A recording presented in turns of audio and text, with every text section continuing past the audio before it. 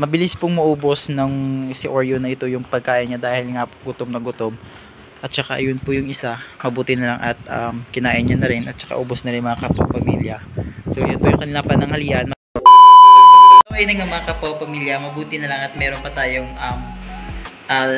sinaing na natira at saka meron din tayong ulam dito na isda. So papakita ko na sa inyo mga kapwa-pamilya, kuha na tayo para mapakain na natin yung mga aso na nasa labas. Mga kapwa-pamilya, nakakuha na ako ng isda. So ito po yung tirang ulam namin.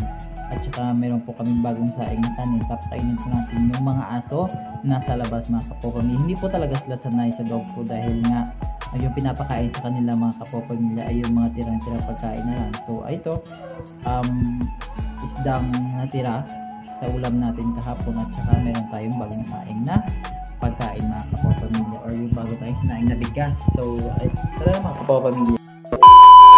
Mga kapwa-pamilya, ito po yung mga aso na pinapakain po namin dito. So nanonotice na po mga kapwa-pamilya na napakababait po ng mga aso dito. So actually mga kapwa-pamilya, yung mga aso na dito kasi sa likod ng bahay namin, yung iba talaga mayroong mga may-ari, pero yung iba hindi namin alam kung sino yung mga may-ari mga kapwa-pamilya.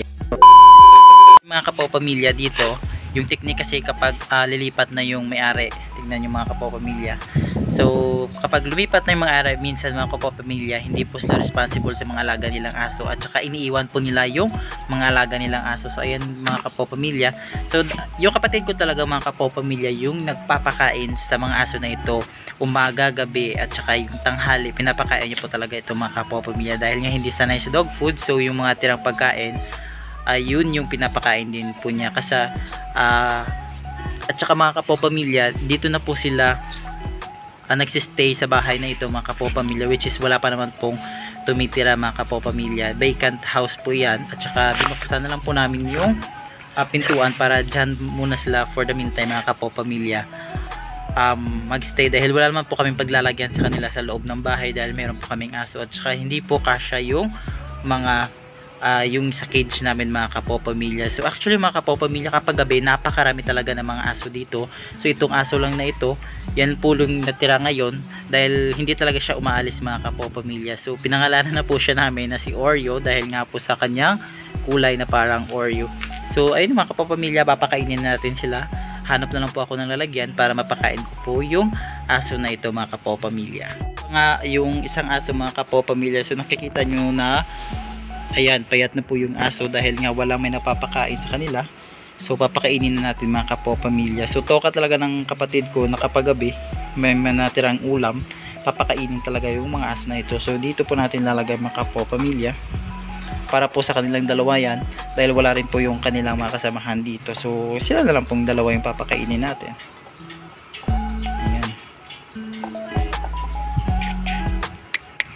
So lalagay na po natin dito mga kapwa-pamilya. So napaka playful po talaga ng aso na ito mga kapwa-pamilya. Actually napakaganda po ng aso na ito, babae po yan. So ilalagay na po natin dito mga kapwa-pamilya para makakain na po yan. At saka yung isang aso mga kapwa-pamilya, since medyo mailap yan, dito na lang natin ilalagay mga kapwa-pamilya. Yan, ay na nga mga kapwa-pamilya. So meron yung mga dog ano tawag dito, yung mga dog yung tumutulong po sa mga aso na yung mga stray dog dito po sa loob ng subdivision namin. Kaso nga lang po yung mahirap sa kanila foster po ng aso dahil hindi naman po masyadong napakarami yung kanilang facility para mag-cater po ng mga stray dog dahil dito po yun nga po yung minsan ikinakagalit ng mga dog owner or yung mga sa group po dito sa loob ng subdivision namin dahil nga minsan kung hindi po tinataga, pinapatay o kaya iniiwan po yung mga aso dito. Saka ilang beses na rin pong sinasabihan sila na kapag may aso po kayo, kapag umalis na po kayo sa bahay nyo, huwag nyo pong kakaligtaan dahil naging part na rin po yan ng family nyo mga kapwa-pamilya.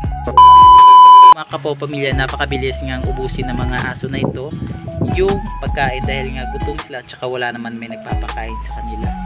So ayun mga kapwa-pamilya, napaka-sweet po ng aso na ito at saka sad to say na lang na hindi na siya pinapakain ng mabuti ng kanyang may-ari. Ayan po mga kapwa-pamilya. So may mga breed din po yung mga aso dito mga kapwa-pamilya, yung mga stray dogs. Minsan nga may nakikita kaming Maltese Minsan may naliligaw din mga Shih Tzu dito at saka ito mga Aspin mga kapopamilya. Napakaganda po ng kanilang kulay. So ayun na lang mga kapopamilya, panawagan natin sa mga pet owner. So kung meron kayong bahay, kapag lumipat kayo, wag na wag nyo kakaligtaan yung mga alagang aso nyo dahil naging partner rin po yan ng buhay nyo. At saka be responsible po dahil buhay ilang rin po yan. May buhay at saka nakakaintindi rin po yung mga alaga natin aso. So ayun mga kapopamilya, hanggat wala pang naninirahan dito at saka hanggat meron pa kami mga pagkain, bibigyan din po namin itong mga stray dog nito dahil kawawa naman po sila at saka naging malapit na rin po sila sa amin. So ayun nga mga kapopamilya, so thank you so much for watching on our YouTube channel. Have a good one mga kapopamilya and bye bye po.